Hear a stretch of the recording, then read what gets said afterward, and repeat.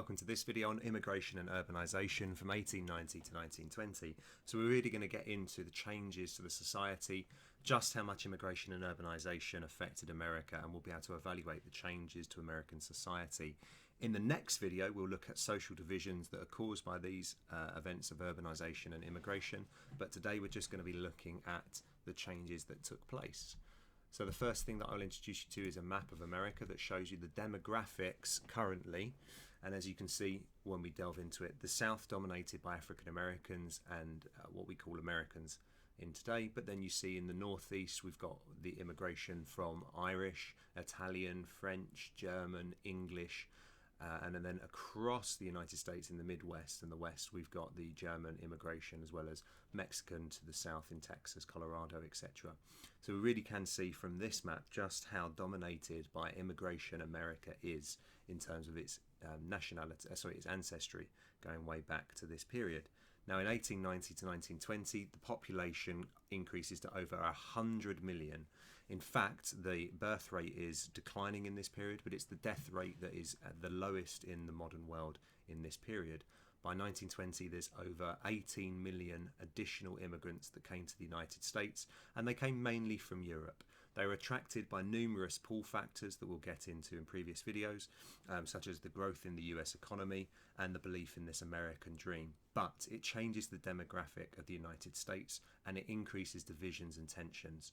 Immigration generally brings in cheap labour. If you bring in cheap labour, it's going to annoy the current workers, and in our case, the working class. And this has big effects in terms of the industrial strikes that are going to occur in this period. Now, secondly, we look at where do these immigrants come from? They came from all of Europe. As you can see on the pie chart on the left-hand side, you can see the majority come from Russia, Austria, Hungary, Germany and Italy in this period. There's 86 million non-European immigrants, and they're sort of brought in by push factors such as the poverty and hunger in southern Italy, persecution of the Jews in Russia, and Russification by Tsar Nicholas. There's also pull factors, the demand for workers, increased transportation. It's much cheaper and quicker to sail across the Atlantic from Europe and get to America.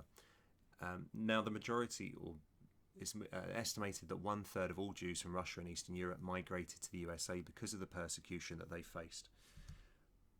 As an overview, 1900 New York is perhaps the best example of the impact of immigration. It had more Italians than Naples and twice as many Irish as Dublin.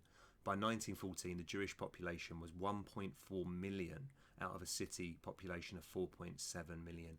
And if you go to the United States and New York and today, you can see the effect of Little Italy, the Irish sectors and the Jewish quarters. Immigration from Europe disembarked in New York in Ellis Island. They headed for the cities where cheap labour was needed for the industrial group, or they headed west to farm. Chinese and Japanese immigration also spurred America's economic growth. They arrived in San Francisco, where 10% of the population was Chinese. It allowed industrialization to progress very quickly. They came as workers, but they were also consumers, which again fuels this economic growth. And there were new agencies by the United States government to aid immigration. So you could come off a boat and within a few hours you could gain a job. Most assimilated well into US society. Remember, they're joining Civil War, post-Civil War immigration from 1865 to 1890. There's established communities and they're able to assimilate well into the US economy. They're grateful for jobs and the opportunities that they had. But by 1900, 2/3 of those who arrived in the USA in the previous 20 years were actually below the substance level. So they're the poorest people in America.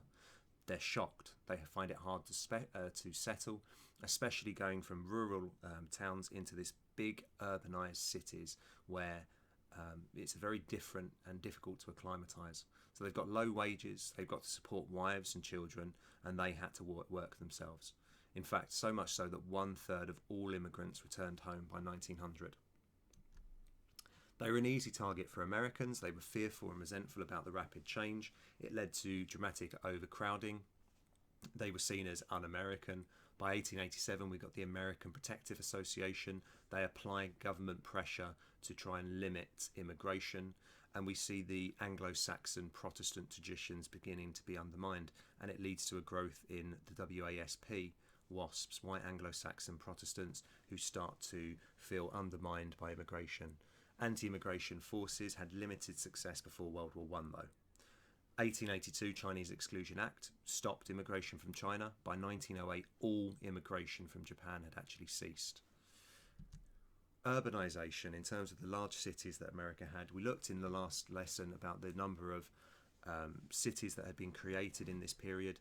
Between 1890 and 1914, the pace of urbanisation was unrelenting. In fact, by 1920, as you can see, more people live in urban areas than rural America, over 53 million in these urban cities. It created new needs for mass entertainment, and it led to the creation of Nickelodeons, which were small cinemas. However, it wasn't evenly spread across the country. The north, the south, the east and the west were very different places, and we look at the social divisions that this creates. Now, as we said previously, the birth rate was low, but the death rate was even lower. From 1910, urbanisation was also increased by African Americans moving north in what we call the Northern Migration. World War I, this acts as an additional stimulus and it increases in scale. However, the majority of immigrants were coming from the Atlantic, from Europe, etc. They had to feed the growth of the cities.